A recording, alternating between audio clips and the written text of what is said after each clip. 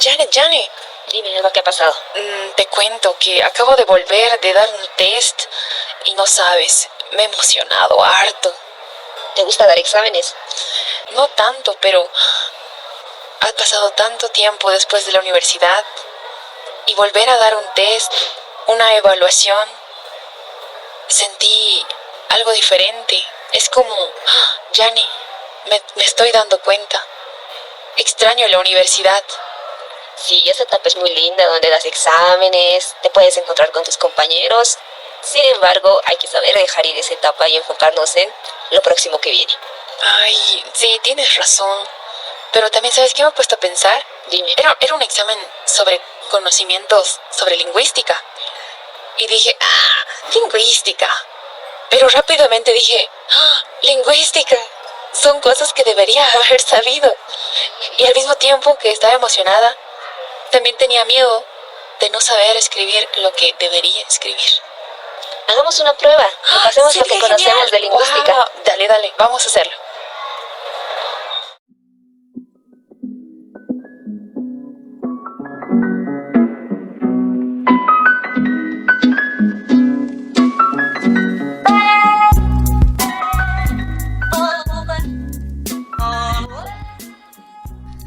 Hola, yo soy Alba Y yo, Janet. y esto es Odisea Lingüística.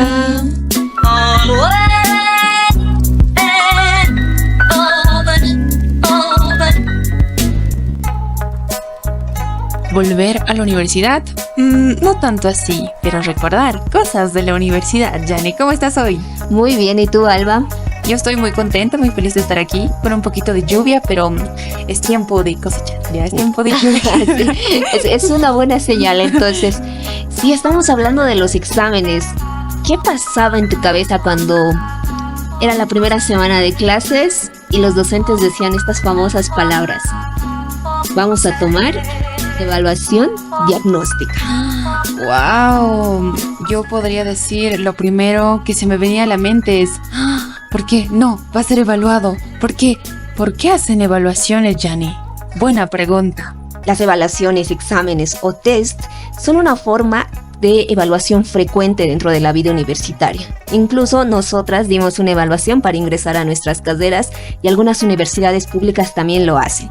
Y existe el famoso examen de grado, que es aquel examen en el que lo apruebas, obviamente dividido en sus etapas, pero una vez aprobado este examen obtienes tu título académico como licenciado. Genial, me parece estupendo. Creo que hoy tenemos una actividad muy importante porque, como lo decíamos al inicio, recordar es volver a vivir. ¿Será? Puede ser. Pero ¿tú qué opinas de los exámenes? ¿Te parecen algo positivo, algo negativo? Creo que es una de las formas más fáciles para evaluar a una persona ya en el ámbito universitario, ¿no?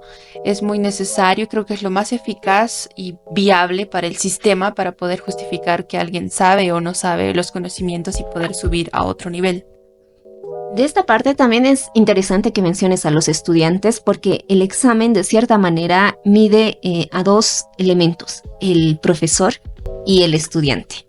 También no olvidemos que el examen tiene una relación bilateral, es decir, quién prepara el examen y quién es evaluado a través de este. Por ejemplo, es común que en la universidad el docente nos diga cómo va a llevar su temario, sabemos qué artículos ha escrito, pero pocas veces sabemos cómo hacen sus exámenes. Y es más como un secreto entre estudiantes que te dicen, ¿no? A esta docente le gustan los exámenes de preguntas abiertas, falso y verdadero y demás. ¿A ti te ha pasado en la universidad? Me acuerdo, el famoso Schoology del licenciado Cayo, ¿no? Que todos lo Cierto, conocemos. cierto. que era, me acuerdo, un examen de preguntas cerradas, pero de opción múltiple, ¿no? Y donde era muy fácil, seguramente muy económico para el licenciado también, Sí, porque práctico. es muy práctico, ¿no? En términos de todo hacerlo en una plataforma. Y eso también quisiera hablar, ¿no? Como ahora los tiempos han cambiado y ya no son las hojitas para llenar y más que todo ya utilizamos, puede ser Kahoots, puede ser Schoology o Google Forms también, ¿no? Sobre todo en COVID, ¿te acuerdas? Sí, donde creo que los papeles se utilizaron poquísimo para ser evaluados. Yo la verdad tomé unos 2 o 3 exámenes que tuve que escanearlos y mandárselo a mi docente, pero los demás eran todo a través de una plataforma digital que teníamos en las universidades. Y bueno, acá aprovecho para compartir el espacio. La autora Rosa Aurora Padilla, en su artículo El sentido del examen en la educación superior, titulado Reproducción o demostración de lo aprendido, señala: el examen, más que un medio para conocer y demostrar el aprendizaje logrado, se ha convertido en un recurso administrativo para medir el rendimiento de los estudiantes con fines de selección, verificación, comprobación y control. ¿Qué te hace pensar esa aseveración, Alba? Anteriormente decías que hay dos entes importantes alrededor de un examen, ¿no? El que diagnostica y el diagnosticado, o el que da el examen y el que toma el examen, ¿no? Sí. Pero yo, con relación a la persona que acabas de citar, me parece que hay un ente más, el cual es la universidad. Porque en realidad ella es la que administra todos estos exámenes, ¿no? Finalmente el docente no es que sí le tiene que retribuir sobre los conocimientos de la otra persona, pero también ese mismo docente tiene que dar la información de cómo está el nivel de sapiencia de esa persona sobre su materia. Claro, en la universidad. Es un tercero, digamos, al que le tienen que rendir cuentas. Todos. Exacto, hasta nosotras. Y sí, también es interesante. ¿Alguna vez te has preguntado cómo han comenzado los exámenes a ser parte de la vida universitaria? En la época medieval, creo, ¿no? O sea, Sí. se crean los primeros exámenes. No sé, cuéntame. De hecho, Turke, en el artículo que había mencionado anteriormente, es citado y señala lo siguiente. En el siglo XII, en la universidad medieval, cuando se instruye el examen como una demostración, comprobación de madurez académica para obtener el título de bachiller, la licencia docendi o el grado de doctor. Se trataba de exámenes orales realizados a manera de discusión pública denominados determinanze, cuya finalidad era el planteamiento y defensa de la tesis. Cabe señalar que en esta época los aspirantes solo podían presentar el examen cuando se estaban seguros de su preparación y éxito, por lo que el examen era considerado como un sinónimo de madurez académica. ¡Wow! Y yo, ¿sabes qué? Creo que eso no ha cambiado. Porque viendo a la población boliviana, le tienen aún mucho respeto a alguien que ha estudiado o a alguien licenciado. No es licenciado, ¿no? Creo que Sí. le sube el nivel y creo que es porque pasan los exámenes, como tú decías, el de grado o la tesis, que al finalmente es un tipo de examen también, Sí, ¿no? claro, porque hay una defensa como Exacto. delante de tus tribunales. Como en la época medieval, ¿no? Esta discusión, ese meme de defender mi tesis y a March con Sí, con la botella rota. Sí, Exacto. muchos memes de los Simpsons. Entonces lo relaciono mucho con eso y creo que no ha cambiado mucho esa visión hacia el licenciado y a quien posiblemente se haya diplomado en la época medieval, lo cual me parece interesantísimo. Sí, es algo llamativo y bueno, acá voy a señalar también algo. La sociedad lo tiene asumido y no existe, por tanto, problemática social.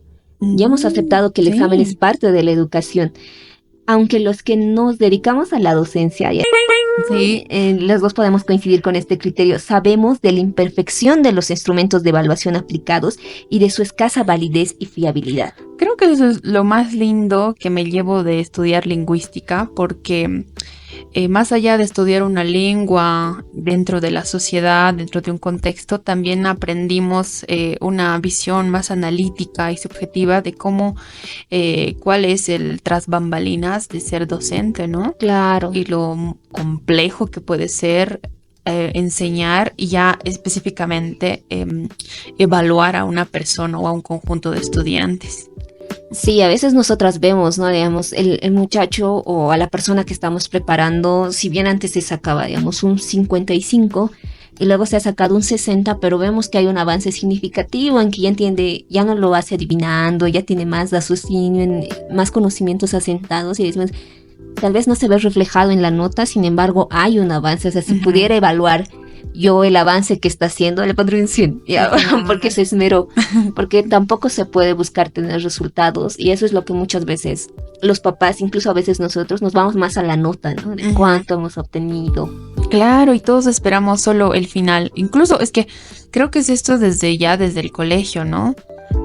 porque desde ahí nos forman Claro. de la nota mínima, ¿no? Con tal de que tenga un 51 pasa. Ya. Sí, sí, sí. Sí, ¿verdad? Hay personas que, o sea, depende del criterio, ¿no? Hay personas que lo Ujú. toman muy mal, el ver aprobados con 51, pero a veces hay materias que son demasiado exigentes y tú dices, Sí. aprobaste. Como en la carrera de medicina, yo tengo amigos que con un 51 son lo más feliz del mundo. Sí, Y yo digo, wow. Y yo aquí, que ya con mis 93 en francés, ya pues nada. sí, no, es que depende de la De cada mirada. carrera, Ujú. ¿no? Y bueno, acá el aporte más chiquito que tengo de la autora Silva Moratella Isasi de la Universidad de Castilla indica que la evaluación es también un tema complejo porque tiene implicaciones técnicas, políticas, sociales y psicológicas. A nadie se le escapa la importancia que para las familias y para el propio sujeto de evaluación tienen las calificaciones académicas de los alumnos universitarios. Claro, esa parte de esa visión psicológica, social. Por ejemplo, la palabra estar aplazado. Uno, pues socialmente se ha denotado que era mal visto, ¿no? Y que uno realmente tendría que pasar con una nota incluso regular o buena. Entiendo que los papás se puedan preocupar muchísimo por eso, pero aplazado, ¿qué significa? Bueno, también hay que ver, a veces el Ujú. aplazado es que no ha tenido los conocimientos necesarios Claro. para aprobar el curso, pero luego hay personas que aprueban el curso y que luego están arrastrando serios problemas porque no han comprendido. Es como los exámenes de admisión de la universidad. O sea, tienes tu diploma de bachiller, pero te toman un examen para ver tu madurez Sí, académica, ¿no? Para ver cuántos conocimientos tienen. Hay muchos que se quedan fuera de la universidad. claro. Ujú. Entonces, tienes tu diploma de bachiller, has aprobado, no sé, 100 Creo, materias. creo que el mundo del examen es muy amplio Ujú. y también se me vino a la cabeza si es lo mismo evaluación, examen, test. De hecho, son conceptos diferentes. Sin embargo, son tan utilizados, es bueno llegar a definirlos.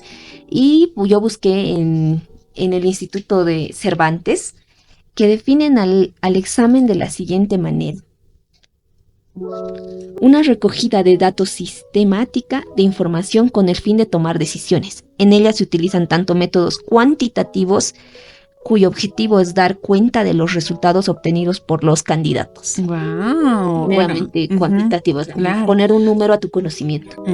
Acotando a tu información, yo busqué y encontré en la página de Etimologías Chile. De hecho, es una muy buena página para buscar etimologías. Nos la recomendó un licenciado en el área De de Morfo. Ah, morfología. sí, sí. Sí, siempre, el Ned Flanders. Saludos Él, a él. ya, ustedes ya se imaginarán de Sí, quién hablamos. Y es en tono jocoso, ya no en tono de claro. burla. Afectivo, afectivo. Ujú. En fin, ¿de dónde viene la palabra examen, chicos?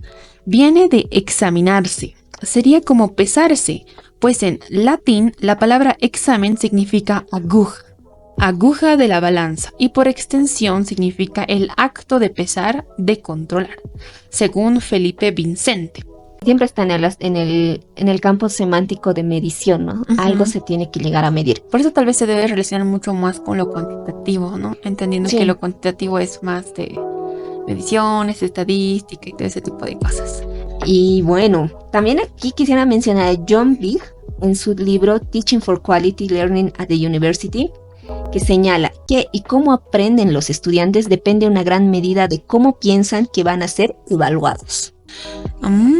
Cuando sabemos que el examen va a ser de preguntas abiertas, creo que le echamos a veces un poquito más de ganas y decimos, no puedo ahí divagar ya, en esa respuesta. Yo tengo, o sea, a mí me encantan, o sea, personalmente me gustan las preguntas abiertas, Sí, porque te puedes expandir, explayar y decir lo que quieras. Y algo más. Como es abierto, yo siento que es más subjetivo. Y entonces el licenciado realmente se toma la molestia de leer toda la información y decir, ya esto vale, esto no vale tanto. Pero me gusta esa subjetividad que pueda dar cuenta que el licenciado le pone ganas a revisar un examen. ¿Por también. qué? Porque existe también las preguntas cerradas, las de sí o no, o falso verdadero, Sí, donde pues ya tiene el licenciado un un patrón, digamos. patrón de esto sí, esto no, esto sí, Y esto no. además apela mucho a la memoria, Exacto, ¿verdad? entonces yo adoro los exámenes abiertos.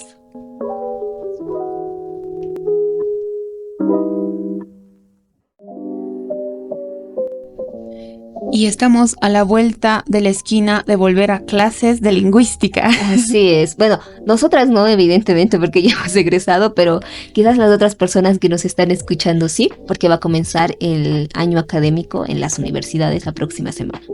Claro que sí, de esta manera nosotros queríamos hacer un tipo de actividad lúdica, divertida, para también los antiguos egresados, para los licenciados lingüistas, para los docentes lingüistas, porque siempre no se puede saber todo y está bien, pero se puede volver a recordar, ¿no es así? Claro. Examen sorpresa. No, bueno, no es un examen sorpresa. Ya sabíamos que íbamos a dar esto. Claro que sí, pero ninguna de las dos. Bueno, ¿de qué se trata el juego? Es un examen, ya. Es un examen que ambas preparamos. Cada una va a lanzar 5 preguntas y pues la otra tiene que hacer memoria y recordar cosas de plan común, de diferentes materias. Y si no, pues aquí nadie va a reprobar. Pero va a haber un ganador. Claro que sí, así que hay que meterle duro a esa memoria. Y bueno, ayúdenos también a ustedes también, queridos podcast escuchas, que nos puedan apoyar y que puedan también reflexionar juntos y aprender nuevamente si es necesario teorías, cosas lindas de lingüística que sé que muchos de nosotros hemos vivido y hemos aprendido. Así es. Y bueno, acá vamos a dar antes de entrar a cada categoría les vamos a señalar pautas que también les pueden servir a los que son maestros de cómo hacer o cómo elaborar un examen.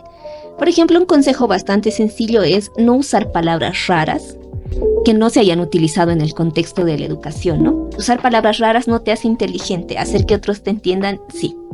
Entonces, ese podría ser un tip. Y también acá como dato extra, los exámenes más utilizados en la universidad son los de opción múltiple, los de tipo ensayo y exámenes por tema.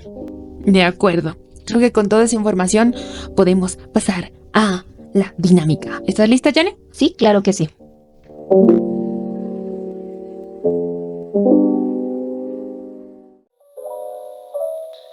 Sean bienvenidos al examen diagnóstico de Odisea Lingüística. Dentro de su bosquejo, encuentren por favor las funciones del lenguaje. Este es de opción falso, verdadero.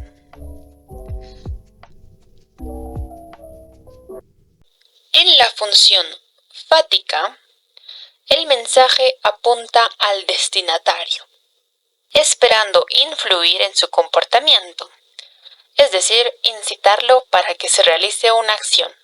Querida Jane, ¿es falso o verdadero? Creo que esa aseveración es falsa porque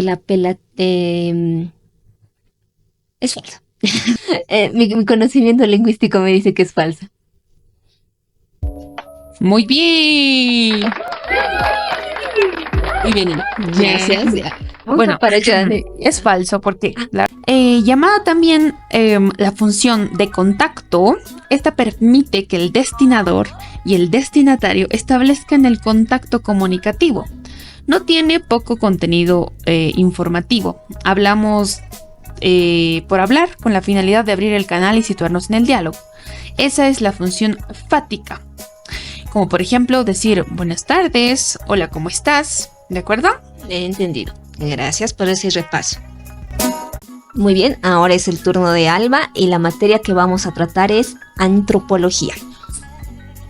Y en lo que Alba va repasando en su cabeza lo que está sucediendo, vamos a señalar algunas de las desventajas de este tipo de preguntas. Bueno, este tipo de preguntas favorece mucho a la memorización de datos por parte del alumno, en ocasiones sin contexto de comprensión o argumentación. Es difícil de incorporar normas absolutas, digamos, de decir algo que es netamente falso o verdadero. Simplemente apelamos a la memoria. Entonces, la pregunta para Alba es la siguiente. Las familias matrifocales están conformadas por una mujer y sus hijos. El padre o marido tiene una presencia intermitente o simplemente está ausente. ¿Esta aseveración es verdadera o falsa? A ver, qué miedo. A ver, ya, antropología, demonios, las primeras materias. La primera materia. Sí, de los primeros semestres. Dios mío. Ay, ya. Yo creo que es verdadero. Correcto. Estamos bien. Bueno, para especificar un poco más de esto, las familias matrifocales señalan que tienen una mujer como núcleo con sus hijos. Estos hijos no necesariamente son del mismo padre y se asocia a la ausencia del padre o la intermitencia en la familia a los trabajos en los que se requiere que este sujeto esté fuera de casa. Ujú. En el ejemplo utilizaban a los marineros, pero aquí creo que más contextualizado quizás pueda ser algún chofer de interprovincial, algún conductor de vehículo, De acuerdo. un viajero internacional incluso. Hasta un piloto. Exacto, Ujú. porque están constantemente fuera de casa, generando situaciones de, en algunos casos, inestabilidad económica o pobreza urbana. La matrifocal, de acuerdo, muy buena onda. Pregunta número 3, temática pragmática. Tin, tin, tin. ¿Estás lista, Jenny? Listo. El acto indirecto de la palabra se trata de no coincidir con lo que se quiere decir. ¿Esta aseveración es falsa o verdadera? Tambores, por favor. Ya. No tenemos tambores. Nos faltan más efectos. Voy a adivinar en esta, la verdad no recuerdo, creo que es falso. De acuerdo. Y a ver qué dice la respuesta. Esta aseveración es verdadera porque el acto indirecto se trata justamente de no decir o de no coincidir con lo que uno quiere decir. Por ejemplo, decir, ¿puedes abrir la ventana? No es como tal una pregunta directa, sino es una petición. Porque el hecho de, ¿puedes abrir la ventana? Sí puedo. No, pero quedaré, ¿no? Es más una petición que tiene que ver más con la temática de la cortesía. Esto se hace para mantener una buena relación con el destinatario. Ah, sí. Ahora ya que utilizas ese ejemplo, sí, hay personas que lo hacen intencionalmente, ¿no? Sí, lo toman de forma directa. Sí. Me hace recuerdo a Sheldon Cooper. Iba a mencionarlo. Ajá, exacto. Creo que los niños que tienen Cierto grado de Asperger, autismo, sí. exacto, un cierto grado de autismo, son las que no entienden los actos de palabra indirecta. Sí, son muy literales. Digamos, de, Exacto. ay, me voy a matar y lo entiende como, es una declaración de un Sí. suicidio. Y Exacto. digamos, puede ser una expresión de Ujú. frustración. Ah, excelente. He repasado. Ahora continuamos con la cuarta pregunta, la segunda para Alba, y es de fonología. Esto va relacionado a la entonación. Existen dos tipos de funciones, las expresivas y las distintivas. La función distintiva ayuda a expresar sentimientos o estados emocionales de decepción, resignación, disgusto o reproche. ¿Falso o verdadero? Eso es falso. Y tu respuesta es correcta. Antonio Quillis, un lingüista español, en el libro que he citado en el libro de la licenciada Moya, Fonética y Fonología, distingue varias funciones de la entonación. Y como te señalaba anteriormente, son dos las más relevantes, la expresiva y la distintiva. La distintiva es aquella en la que existen las inflexiones finales mediante las cuales se puede distinguir si un enunciado es interrogativo o aseverativo. Por ejemplo, Ujú. ¿cuándo vas a pasar por mí? Es una De pregunta. Esa Entonces, es una pregunta expresiva. es el uso de la función distintiva. Distintiva. Te ayuda a Ujú. reconocer cuándo es una pregunta o cuándo es una oración simple, digamos, Ujú. un enunciado. Y bueno, y las expresivas son en aquellas que ya señalamos disgusto, alegría, etcétera. Exacto. Muy bien. Genial. Muy bien. Pasamos entonces a la pregunta para Jenny. Y esta es sobre la temática de la fonética, amigos. Recuerden, qué lindo, ¿te acuerdas de fonética? A mí me encantaba pasar con el licenciado Henry Villanueva. Ah, sí. Éramos Ay, un sí, montón en su curso. Eso sí me causaba mucha frustración porque no faltaba la compañera que ocupaba asiento para todo su grupo. La niña castrosa. Sí, dos filas de un ser humano ocupando todo el día. Ay, Pero no, bueno, me acuerdo del Henry, y bueno, si nos está escuchando, lo estimo mucho, licenciado. Sigue vamos a ahí pasar tocando la guitarra. le vamos a es que le pasar el gusta link tocar para la que nos guitarra. escuche. Muy bien, fonética, vamos ahí. la temática del aparato fonador. Esta lo saqué del libro Introducción a la Fonética de la licenciada Miriam Cayetano Choque. La verdad me gusta, es un libro muy exquisito, muy fácil de leer, la verdad. Y tiene una portada. Está bien bonita, ¿no? Sí. A mí me gusta mucho. Ya, en fin. Ya entramos a las preguntas de opción múltiple, por si acaso. Atención, amigos, ¿sí? El aparato fonador tiene 3 cavidades fundamentales que participan en la emisión de los sonidos del habla. Opción A. Estas son la cavidad infraglótica, la cavidad glótica y la cavidad supraglótica. Opción B. Estas son la cavidad subglótica, la cavidad supraglótica y el órgano respiratorio. Y opción C. No se compone de 3 cavidades, solo 2, la cavidad infraglótica y la cavidad supraglótica. Me voy a ir con la opción A. Y esta respuesta es correctísima. Por favor, a no olvidar, queridos amigos, esto es importante para todos. Esta se compone de la cavidad infraglótica, la glótica y la supraglótica. Muy bien ahí. Y mencionabas algunos elementos que forman parte de estas cavidades, ¿verdad? Sí. Recordaba eso, que es como, solo la glótica está conformada por glótidos. Y las demás que mencionaste tienen ahí un conjunto de elementos. Sí, y es bien bonito. Y la verdad es que me quiero hacer un aparato fonador, pero DIY en Odisea Lingüística. Sí, y aquí un paréntesis, me gustó mucho preparar esto porque revisé mis apuntes, encontré hojitas de mis auxiliares de hace muchísimos años y sí, fue bastante grato. Qué bonito.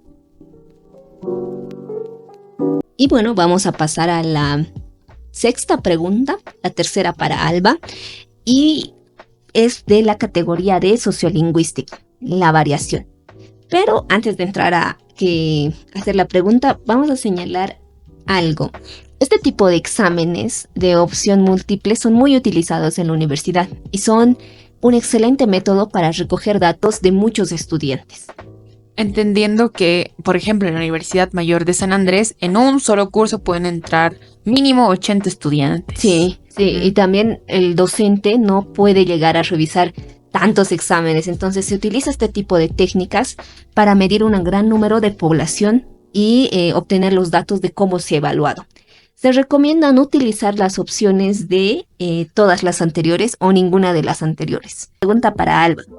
Tomando en cuenta el criterio de Martín Butragueño, lingüista español, que distingue 4 tipos de variaciones: variación histórica, variación estilística, variación social. La cuarta es opción A, variación diafásica, opción B, variación geográfica, opción C, variación sociosituacional. Yo me voy por la sociosituacional. Y la respuesta es incorrecta. Oh. La muerte. Yeah. Explicando un poquito más de este tipo de variaciones, este autor se toma en cuenta el criterio de Eugenio Kossiur, que es un lingüista rumano, que señala que existen 3 tipos diferentes de variaciones. Bueno, ¿qué son las variaciones? Básicamente es la variedad que existe dentro de una misma lengua por distintos contactos, situaciones, y él las clasifica en variación histórica, variación geográfica, que será la que te faltaba, variación social y variación estilística, que a su vez se agrupan en 2 macro variaciones: la del espacio temporal, que es correspondida por la histórica, y la geográfica, y la sociosituacional, que está conformada por la variación social y la variación estilística. Oye, interesante. Bueno, yo estudié el libro de la brujita de la Teresa Ocampo Albrecht, y esa información no me fallaste, brujita. Y hablamos del libro, no de la dosis. Sí, de hecho, este tipo, y ves otros conceptos, por ejemplo, el que usa Eugenio Kossiur, no sé si lo estoy ¿No es llamando. Kosseriu? Porque Kosseriu es el que Tienes razón. Sí, Las variaciones que menciona Kosseriu. Gracias, son diatópica, diastrática y La diafásica. Y bueno, esto de las variaciones, la histórica, geográfica, de las regiones, Claro. histórica del tiempo, y la social y la estilística son lo que más se maneja, y también hay cierta subordinación entre estos Claro. elementos. Pero la social no sería también la diastrática, la de estratos sociales con Sí. la social. Es Sí. esa, ¿no? ¿Ver? Sí, Ah, ya. es otro criterio, pero sí, conjugaría, porque la diastrática habla de los niveles sociolingüísticos. Interesante. De acuerdo. Vamos con la siguiente pregunta para Jani. ¿Cuál es el objeto de estudio de la lingüística? Opción A, el lenguaje. Opción B, la lengua. Opción C, el habla. Querida Jani. La opción correcta es la opción B, la lengua. Y la respuesta es correcta, queridos amigos. Esta información, bueno, les digo de dónde conseguí la info. Nuevamente, Teresa. Ya, Teresa Gracias Ocampo por su Albrecht. libro. Ya, Gracias por tanto. gracias por tanto, querida. No, y creo que sigue vendiendo, ¿no? A Sí. los iniciales. Pero es muy bonito. Sí, yo, a ver. yo lo volví a revisar y dije, está todo ahí de una Cosa manera chévere. sencilla. De verdad, de verdad. Y a ver, déjenme buscar la información. Estaba quisitos. Pero bueno, la respuesta es correcta, entendiendo que uno de los grandes padres de la lingüística contemporánea es el gran Saussure, que él, después de diferentes investigadores, él dice, para un cachito. Muchos dicen que el objeto del estudio de la lingüística es el lenguaje, pero no, el lenguaje también puede ser compartido desde la lingüística, desde la historia, desde la antropología. La lingüística necesita otro tipo de estudio del lenguaje Ok. y debe ser más específico. Y él dice, no, el objeto de estudio de la lingüística es la lengua. Es más específica y es más centrada y otras ciencias no la pueden tocar como la lingüística. Así Genial. que la información está aquí, queridos amigos. Si ustedes quieren revisarla, seguramente muchos la tienen. Sí, los que estudiaron lingüística en la Universidad Mayor de San Claro. Andrés. Y lo que me gusta es que es un librito que no te va a causar mucho conflicto Ujú. en tu vida universitaria. Es muy sencillo, son conceptos básicos, esenciales, explicados de una manera que se pueden entender. Sí, sí, incluso yo lo mandaría para el cole, creo que está muy fácil. Sí, sí, No, para para el los que cole. estudian para entrar a las carreras, porque también les hablan de las Exacto. funciones del Ujú. lenguaje, les sería muy útil. Y les van a pedir, ya, Ya, les van a pedir sí. carreras, si es que van a entrar. Pasamos al siguiente.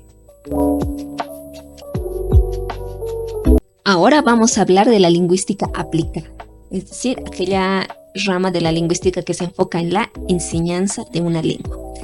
Y vamos a hablar de los tipos de exámenes. Así que la pregunta es la siguiente. Este tipo de prueba mide los conocimientos que se poseen en una segunda lengua de modo general. Hablamos de opción A, prueba de aptitud lingüística. Opción B, prueba de nivel. Opción C, prueba de proficiencia. Yo me voy por prueba de proficiencia. Y tu respuesta es correcta. ¡Oh, Dios mío! Explicando qué tratan las otras pruebas. La prueba de aptitud lingüística es la capacidad del sujeto para aprender una segunda lengua. Digamos, hay personas que les puede costar un poco más aprender cierto tipo de lenguas. Obviamente la aptitud ante la lengua implica mucho. La prueba de nivel es aquella que clasifica al estudiante en qué estadio le corresponde de un curso o programa de estudio. Es el examen que muchas veces toman los estudiantes que saben o inglés, francés, aymara o quechua y dicen, bueno, no quiero tomar desde el nivel 1. Ujú. Te evalúan y te van a poner en uno de los 4 niveles que tenemos en la carrera. Y la prueba de proficiencia, y ya lo habíamos indicado, es aquella que mide los conocimientos que poseen, no importa, no se apega a un cronograma, a un programa de conocimiento que diga tiene que conocer esto, sino solamente lo evalúa de manera general. Interesante, bello. Me acordé de proficiencia. Creo que en la carrera alguna vez se mencionó. ¿Ah, sí? Antes de entrar, sí. Pero no sé, pero ahí, de ahí, te juro que no estudié, por eso Sí, sí, esa debe ser. Yeah. Y también hay una prueba de rendimiento, que esta es la que usualmente nosotros tomamos, que evalúan los conocimientos adquiridos tras la realización de un curso. O sea, se enfocan en ciertos temas que has llevado a lo largo del curso. Por ejemplo, en un semestral, digamos, Sí. ¿no? Y toda la temática. No, de acuerdo. Listo, pasamos con la última pregunta para Jane. Y esta es una pregunta abierta. ¿Lista? Claro que sí. Jane, O a todos. A todos. Gente. Pueblo. Podcast escuchas. Compadre. Comadre. Y nos emocionamos aquí. Pregunta. ¿Cuál es la diferencia entre un traductor y un intérprete? Y ahí se puede. Voy a apelar a mi conocimiento empírico. Yo entiendo que traductor, oiga, no se parece mucho. Sí, El intérprete es yo recuerdo el que traduce, está en ese momento explicándole la otra lengua a la persona que requiere entenderse y comunicarse. No lo va a hacer de manera literal, sino que tiene que adaptarse y contextualizarse. Y el traductor, si no me equivoco, y además, y volviendo al tema del intérprete, es en ese instante. No hay un tiempo, unas pausas largas para que pueda consultar textos, sino que sucede en el momento. Es como en vivo, por así decirlo. ¿El del intérprete tú dices? Sí. ¿De acuerdo? Y en cambio el traductor va a tener mayor tiempo para poder revisar incluso, y tiene que transmitir la información que se le ha dado en la lengua que él maneja. Ay, bueno, creo que divagué. Alba, tú dime. ¿No? ¿Quieres añadir algo más? No, porque temo que la voy a arruinar. Ya. Y eso es lo hermoso, queridos amigos, de las preguntas abiertas. Subjetividad ante todo. Sí. En fin, creo que eso es muy bueno porque hay tanta subjetividad para el estudiante como para el docente. A menos que sea un patán tu docente y realmente quiera la respuesta de la pregunta que tú quieras. Sí, y precisamente las respuestas breves o para completar en preguntas abiertas siguen apelando a lo que es la memoria. Sirve para una respuesta realmente necesaria para el aprendizaje. Entonces, no se trata de completar textos para medir la memorización, sino que vaya a la interpretación y cómo percibe el estudiante ese concepto y cómo lo aplica. Bueno, y hablando acerca de esta pregunta y con la temática que es traducción, ¿en castellano llevan traducción?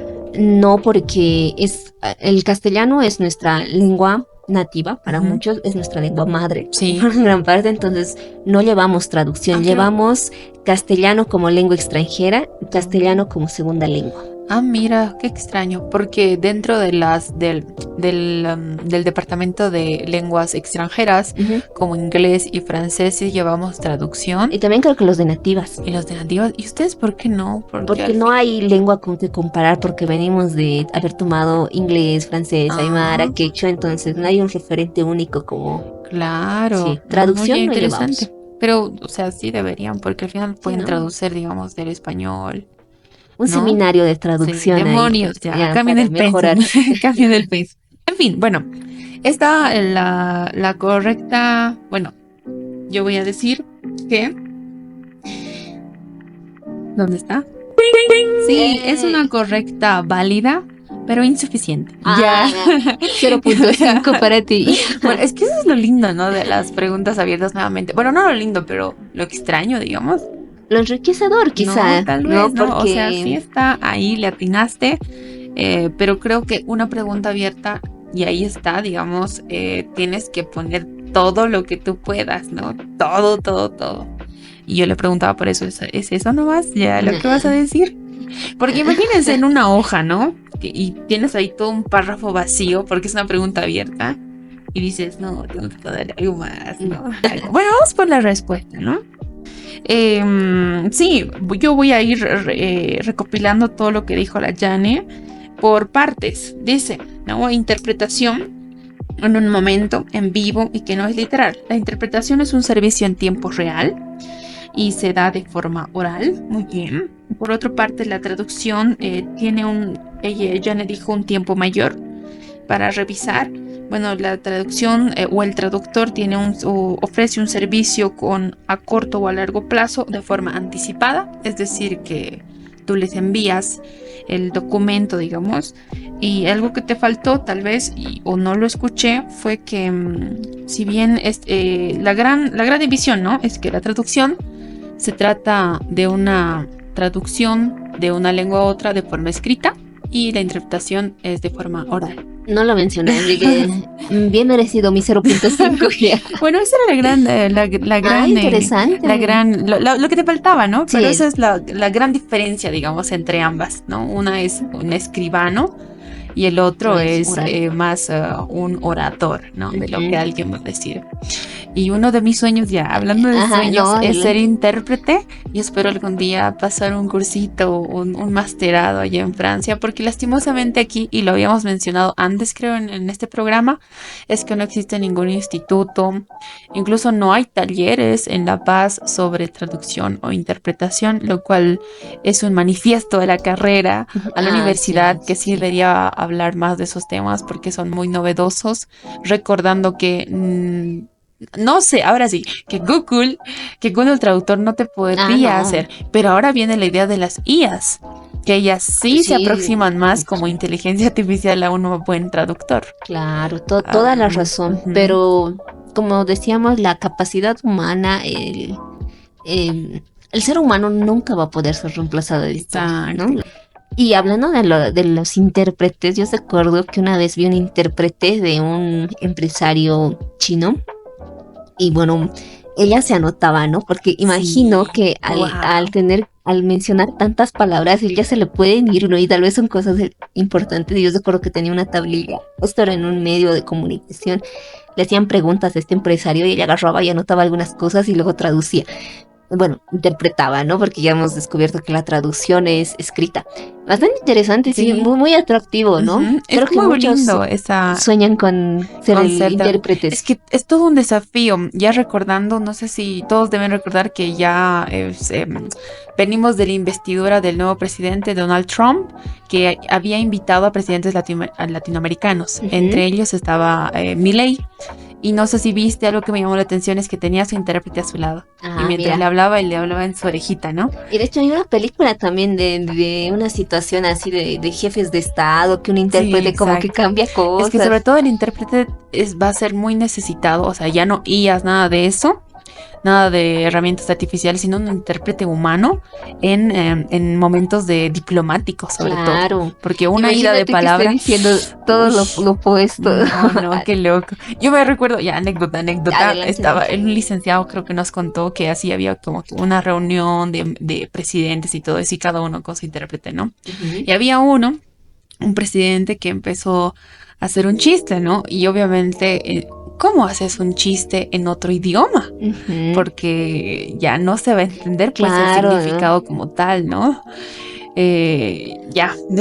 La cosa es que ¿cómo zafar de esto? El intérprete fue muy cabrón porque les dijo a todos, el presidente acaba de hacer un chiste, por favor rían, y los otros ja, nada más.